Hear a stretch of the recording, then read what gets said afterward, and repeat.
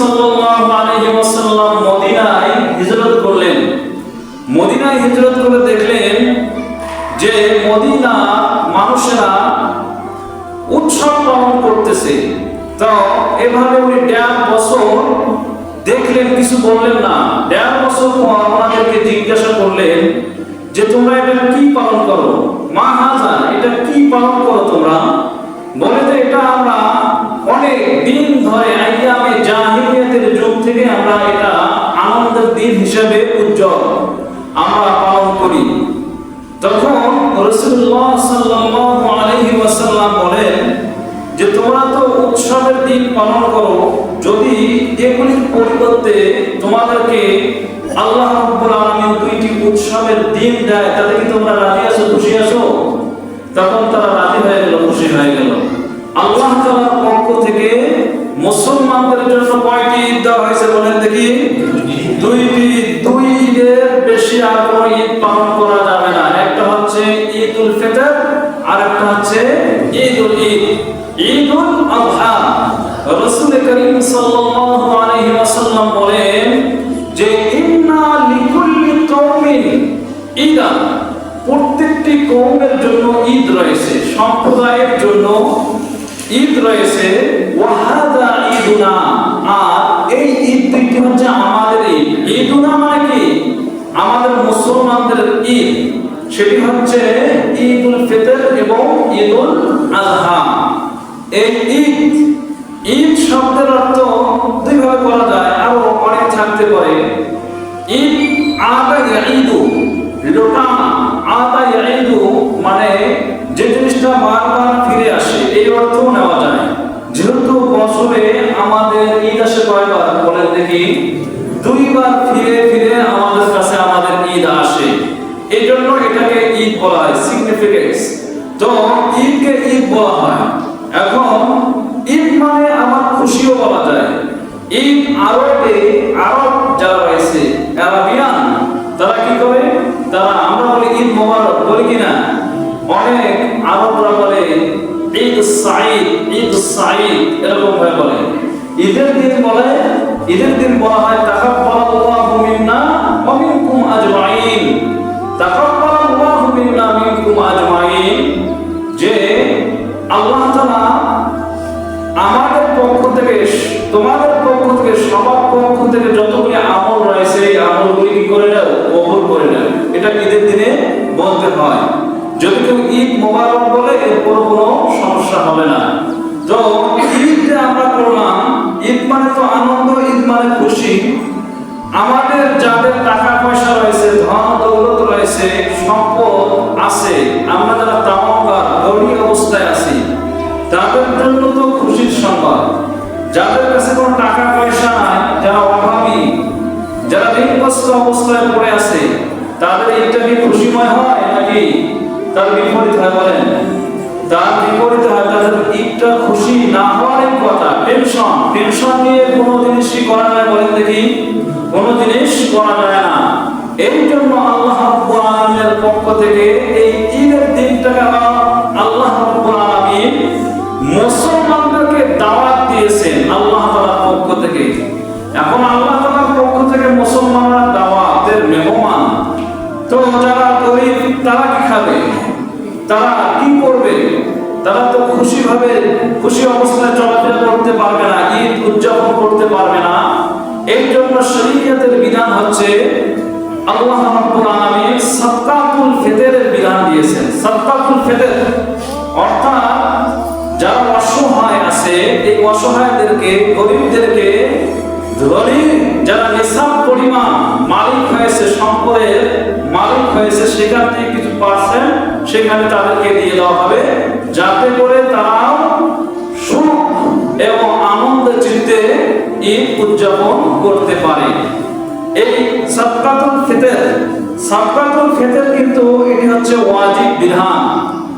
এখানে রাসূলুল্লাহ সাল্লাল্লাহু আলাইহি ওয়াসাল্লাম বলেন, وعن جابر بن عبد الله رضي الله تعالى عنه قال قال رسول الله صلى الله عليه وسلم صوم الشهر رمضان معلق بين السماء والأرض ولا يرفع إلى الله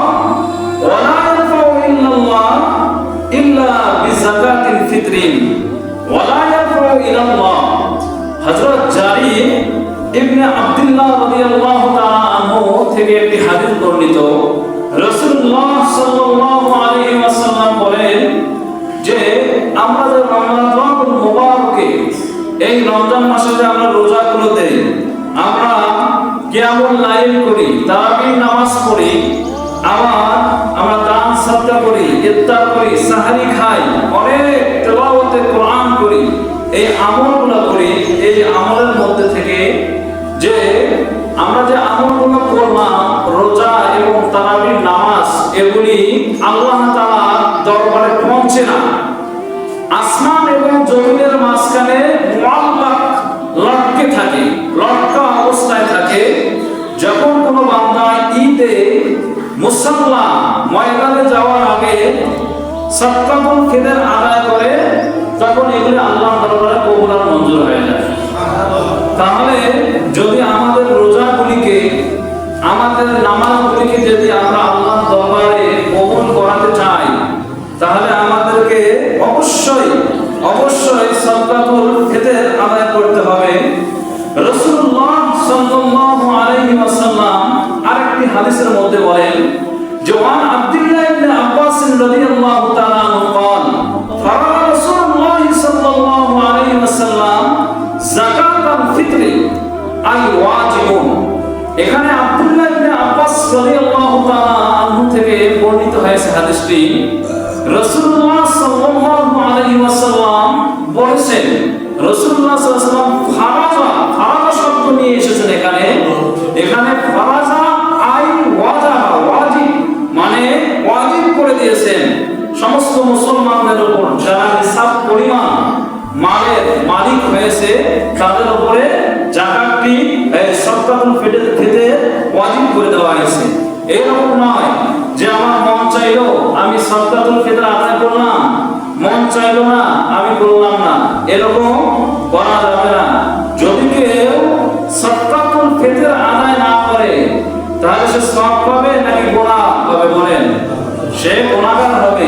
এজন্য অবশ্যই আমাদেরকে এই সাদকাতুল ফিতর আদায় করতে হবে।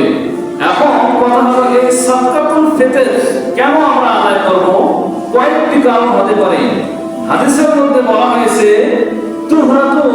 তুহরাতুন লিসাইমি মিনাল লাগবি ওয়ার রাফাথি, যে আমরা যখন রোজা অবস্থায় চলাফেরা করি, তখন আমাদের অজান্তে আমাদের অনেক ভুল হয় কিনা? বলেন, ভুল ত্রুটি হয়। আমাদের অজান্তে আমরা গীবত করে ফেলি, আমাদের অজান্তে আমরা মিথ্যা কথা বলতে পারি কিনা? বলেন, মিথ্যা কথাও বলে ফেলি।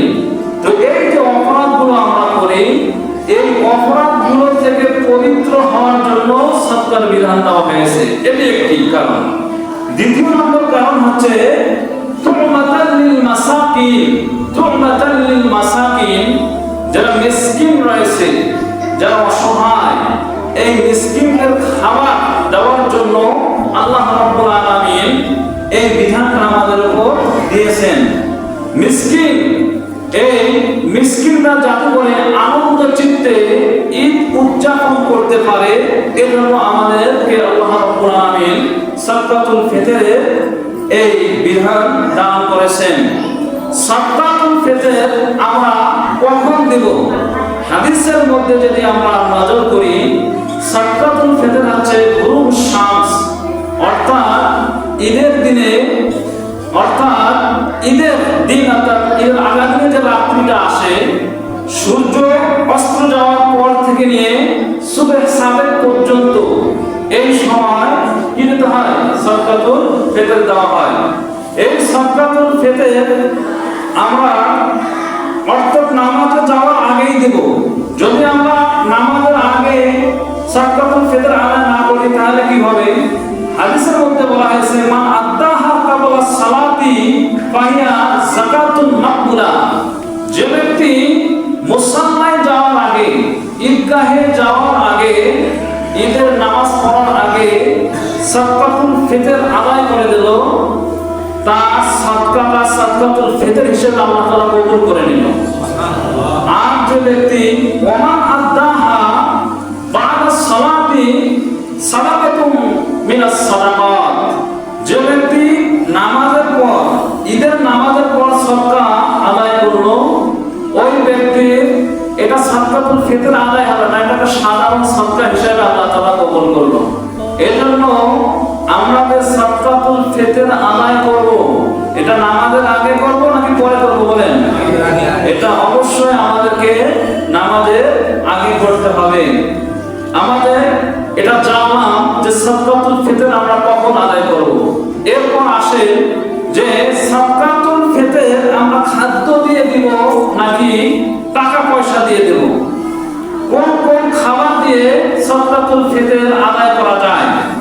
হাদিসে যদি আমরা নজর দেই, রাসূলুল্লাহ সাল্লাল্লাহু আলাইহি ওয়াসাল্লাম সাহাবীদের যুগে, রাসূলুল্লাহ সাল্লাল্লাহু আলাইহি ওয়াসাল্লামের যুগে এবং সাহাবীদের যুগে ওনারা 5টি খাদ্য দিয়ে যাকাত প্রদান করত, সাদকাতুল ফিতর আদায় করত। এক নম্বর হচ্ছে তারা গম দিয়ে সাদকাতুল ফিতর দিত।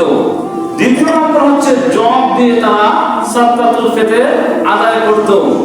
তৃতীয় নম্বর হচ্ছে তারা খেজুর দিয়ে সাদকাতুল ফিতর আদায় করত। চতুর্থ নম্বর হচ্ছে তারা পনির দিয়ে সাদকাতুল ফিতর আদায় করত। এরপর হচ্ছে কিশমিশ দিয়ে তারা সাদকাতুল ফিতর আদায় করত। আমরা এই বিষয়ে বিস্তারিত আলোচনা করতে চাই না, আমরা শুধু এতটুকুই আমরা জানবো যে আমাদের বাংলাদেশে সর্বনিম্ন কত টাকা 2026 সালে সাদকাতুল ফিতর এসেছে, এই বিষয়ে জানলে আমাদের এনাফ।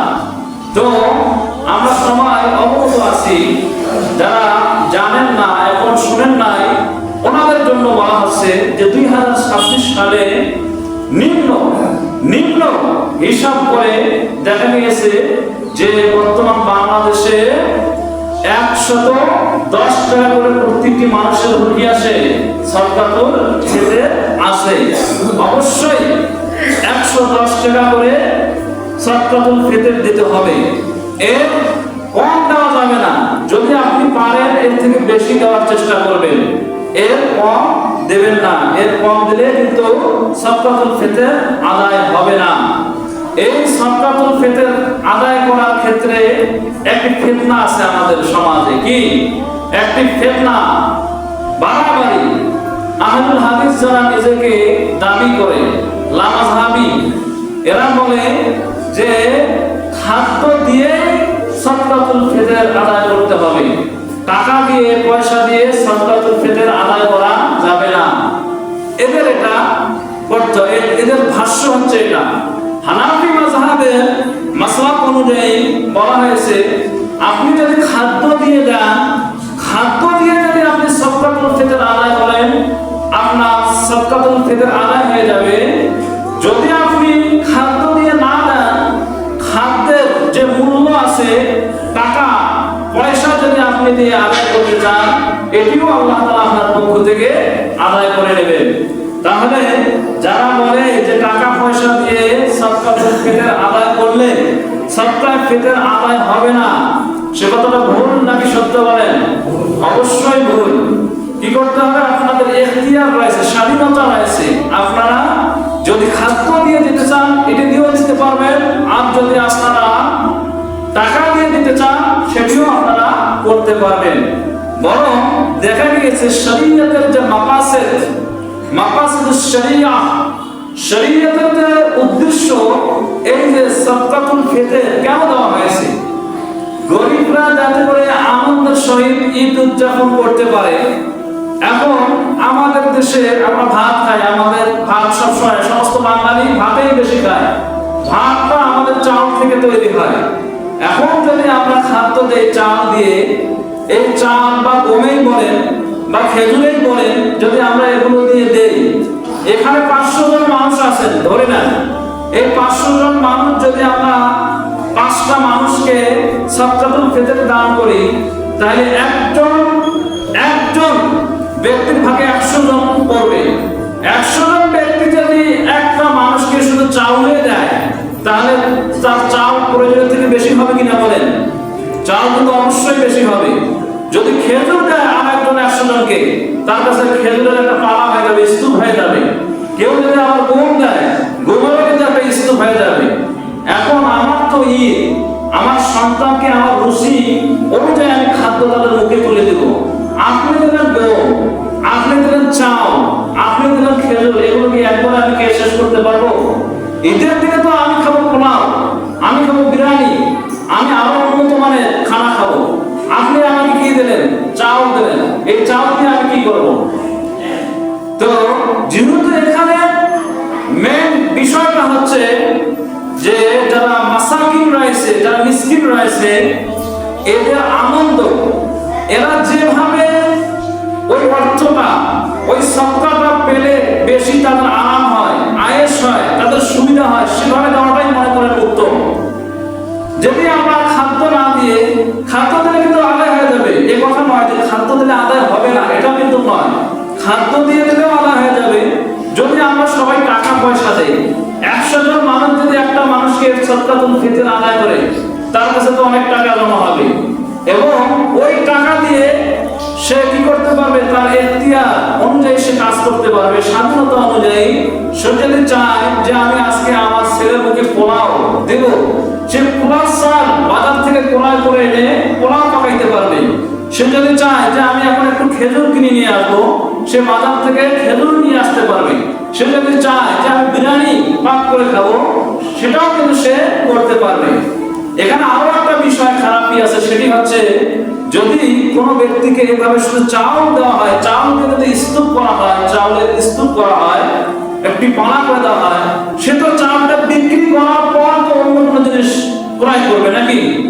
এখন একটা দেশে, একটা সমাজে যখন অনেকগুলো মানুষ চাউল নিয়ে বাজারে যাবে, যে দোকানের কাছে, দোকানদারের কাছে চাউলটা বিক্রি করবে, ওই দোকানদার কিন্তু যখন দেখবে অনেকগুলো মানুষ চাউল নিয়ে এসেছে, তখন কিন্তু যে ওই চাউলের যে দাম রয়েছে, ওই নির্ধারিত দাম থেকে আরো কম দামে কেনার চেষ্টা করবে। আর এ দিতে বাধ্য, কারণ এর টাকার প্রয়োজন আছে, এর বাচ্চার মুখে উন্নত মানের খানা উঠিয়ে দিতে হবে। সুতরাং এখানে আপনি দিলেন চাল, এখানে আপনি দিলেন গম, এখানে দিলেন আপনি পনির, এখানে দিলেন আপনি খেজুর, যেটাই দাম আমার মনে হয় এটার থেকে টাকা দেওয়াটাই বেশি উত্তম। এই জন্য অনেক ওলামায়ে কেরাম বলেন যে অর্থ দেওয়াটাই সবচেয়ে বেশি উত্তম হয়। ঠিক আছে? সুতরাং যারা সমাজে এরকম ভাবে ফিতনা ছড়ায়, এরা হচ্ছে ফিতনাবাজ। এদের থেকে আমাদেরকে কি রাখতে হবে? আমাদেরকে সতর্ক রাখতে হবে। এখন আসেন